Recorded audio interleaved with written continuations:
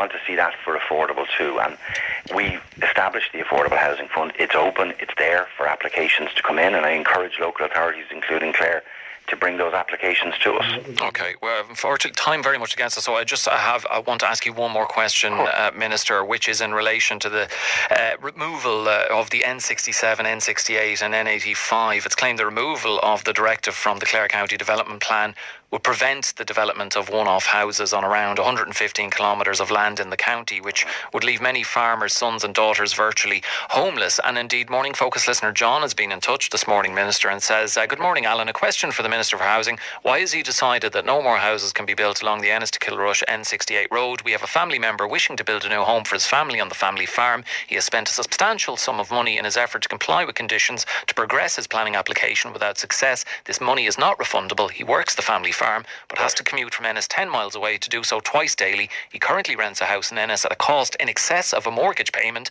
while being denied the opportunity to build a home on his own land. This is a senseless situation for which the Minister is responsible for. No wonder all our young people are abandoning this country. It's very sad, says John. How can that be justified? Well, firstly, I don't direct the local authorities on their development plans. So the development plans are made by the local authority, by the councillors themselves. The rural housing guidelines or the rural housing policy, which within each local authority is a matter for the councillors as well.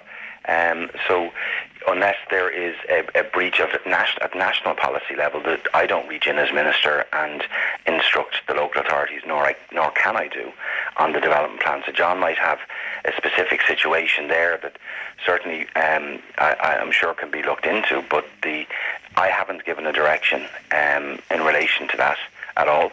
And like I live my own constituency has a big rural hinterland, and I know the importance of one-off housing, particularly for farming families. And last year, over 5,000 permissions were granted in this country for one-off housing, and it's an important part of our housing delivery. I've never been opposed to it.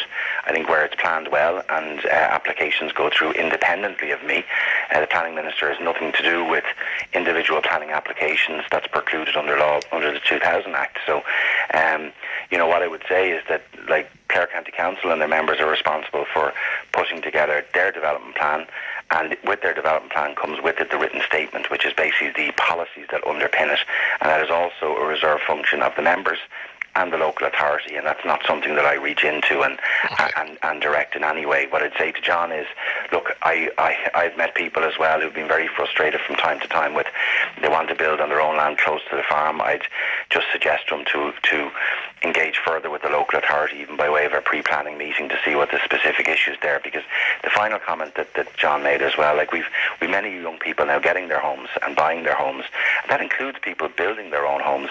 That's why at the ploughing earlier on this year, just last month, I opened the first home scheme, which is the equity scheme that's going really, really well, to self-built homes. So but we do know there's still a lot of people in their late 20s and in their 30s still living at home with their parents. Oh, I know that. In good jobs as well.